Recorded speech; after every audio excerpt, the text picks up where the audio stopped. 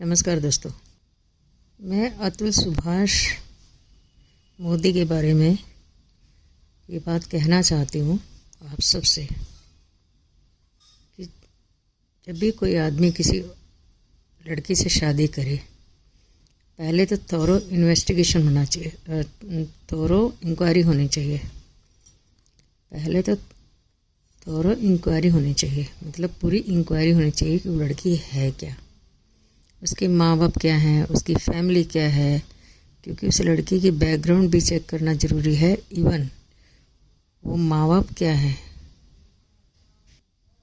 और उनकी बैकग्राउंड क्या है, ये सब चेक करना बहुत ज़रूरी है।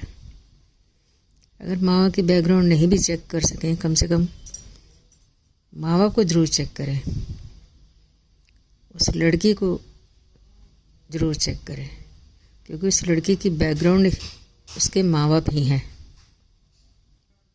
और लड़की और उसके बहन भाई, इवन लड़का भी ढूंढने जाए तो भी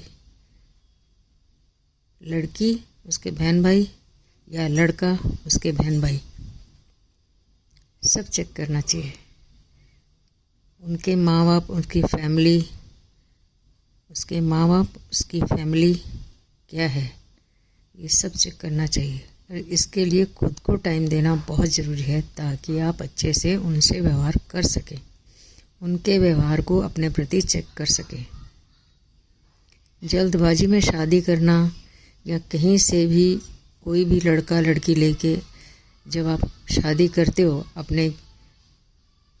अपनी या अपने किसी बहन भाई की, तो आपको नहीं पता आप कितने बड़े रिस्क में जा रहे हैं। अगर लड़की घर में ख़राब ले आए, गलत ले आए, तो भी दिक्कत।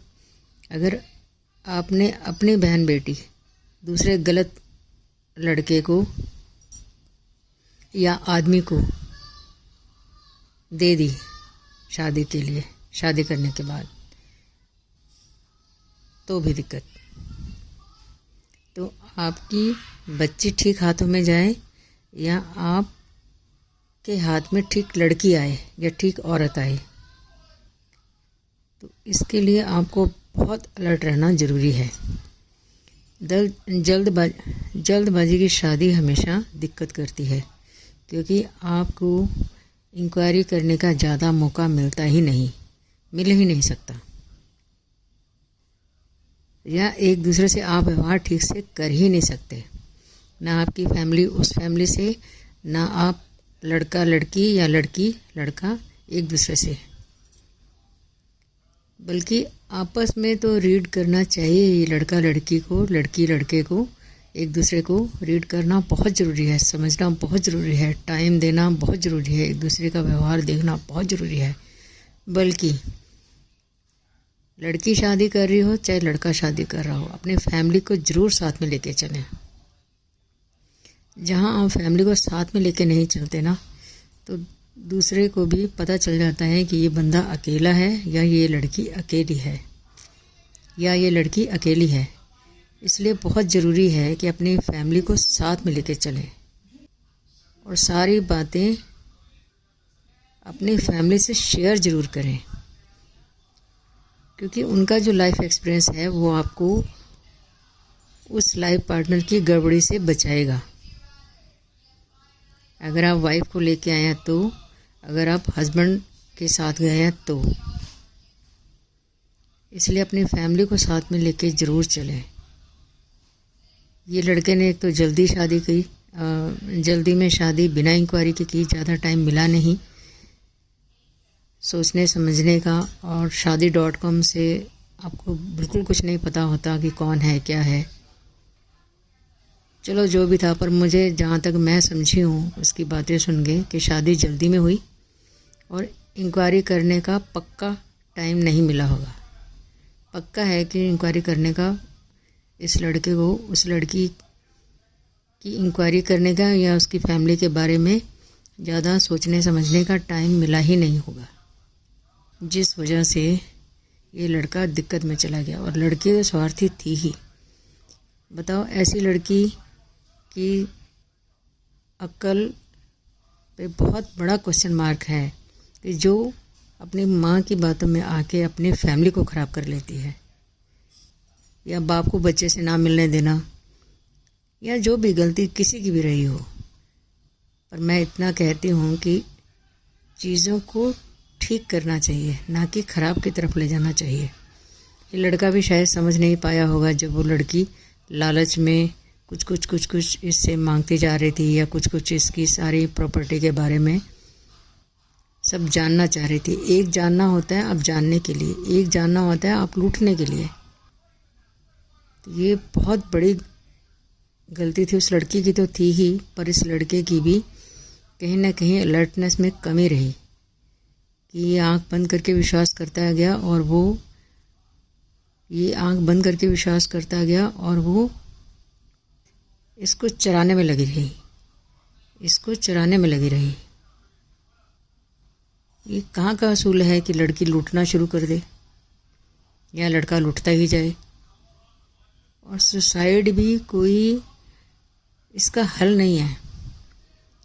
अगर आप किसी लड़ाई को लड़ने के लिए सुसाइड कर जाते हो, कि आप लड़ नहीं पा रहे हो, सुसाइड कर जाते हो। अब खैर वो इस दुनिया में नहीं, मैं ब्लेम तो नहीं करना चाहूँगी, पर मैं सोचती ज़रूर हूँ कि क्या सुसाइड से ये समस्या हल हो गई? नहीं, ये समस्या बल्कि और बढ़ गई।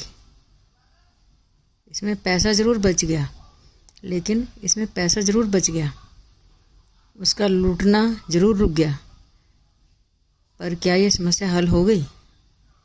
उस बच्चे की क्या गलती जिसने बाप को खो दिया? वाइफ की तो चलो अगर गलती है तो इसको तो भुगतभोगी होना चाहिए, पर हस्बैंड की क्या गलती कि उसको भुगतभोगी होना पड़ा, इतनी बड़ी सज़ा मिली। तो मुझे लगता है सुसाइड, या माँ बाप की क्या गलती कि उनको ऐसे एकदम शॉक में जाना पड़ गया। तो ऐसी गलती ना करो कि जिसको हम आप वापस ना ला सकें।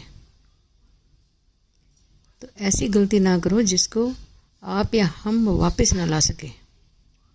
माँ बाप तो जीते जी मर गए ना, और वो बंदा जान से गया, और उस बच्चे का बाप चला गया। उस बेचारे को कुछ इस चीज़ का कुछ पता भी नहीं, वो तो कुछ इसमें कह भी नहीं सकता, कुछ सोच नहीं सकता।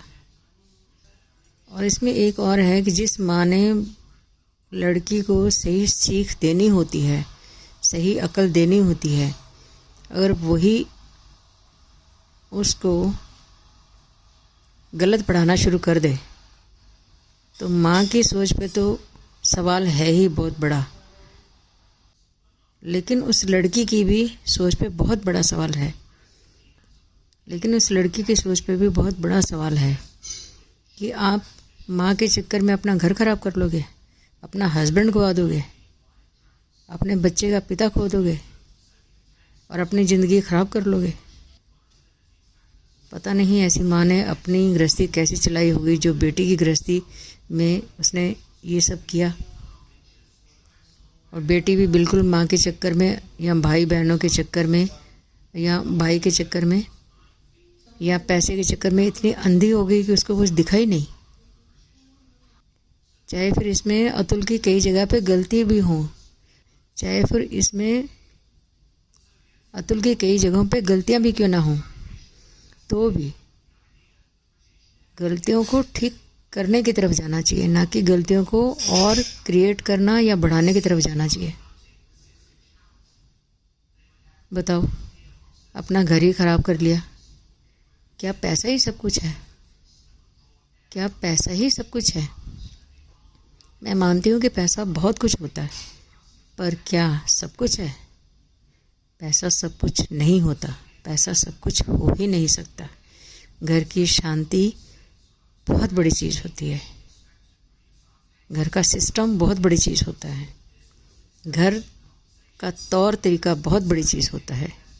घर एक तरीके से चलता है, सिस्टम से चलता है, शांति से चलता है, ईमानदारी से चलता है, निस्वार्थ भाव से चलता है। घर स्वार्थ से नहीं चलते, घर स्वार्थ से टूट जाते हैं। और घर में शांति बहुत बड़ी चीज़ होती है, बहुत बड़ी चीज़ होती है। चाहे कोई माने या ना माने, पर सच यही है तो ऐसे केस हमारे सीखने के हैं कि हमें कोई बेवकूफ़ ना बना पाए, हमें कोई लूट ना पाए, और हम किसी को बेवकूफ़ ना बनाए और हम किसी को लूट ना पाए। हमें अपनी लाइफ को बहुत सही तरीके से चलाना होता है। लाइफ कोई ऐसी छोटी मोटी चीज़ नहीं होती कि किसी की बेवकूफ़ी की वजह से हम अपनी लाइफ गवा दें। किसी की बेवकूफ़ी की वजह से हम अपनी लाइफ ट्रैक पे रखने की बजाय ऑफ द ट्रैक कर दें। लाइफ को कभी भी ट्रैक से मत उतरने दो। लाइफ बहुत कीमती चीज़ होती है और हमारी लाइफ बहुत लोगों से जुड़ी होती है हमारी लाइफ बहुत लोगों से जुड़ी होती है। हमारे माँ बाप से जुड़ी होती है, हमारे भाई बहनों से जुड़ी होती है, हमारे यारों दोस्तों से जुड़ी होती है, हमारे कुलीग से जुड़ी होती है, हमारे देश हमारे समाज से जुड़ी होती है, और भी बहुत कुछ। हमारी लाइफ ऐसे ही नहीं होती कि अपना एक डिसीज़न लिया और अपनी लाइफ गंवा दें। हमारी लाइफ बहुत कीमती है, हमारी लाइफ बहुत कीमती होती है और हमें इस चीज़ को समझना चाहिए। और भूल के भी हमें सुसाइड नहीं करना चाहिए। आत्महत्या हमें नहीं करनी चाहिए। आत्महत्या हमें नहीं करनी चाहिए, चाहे फिर कितनी भी दिक्कतें क्यों ना हों। धन्यवाद दोस्तों।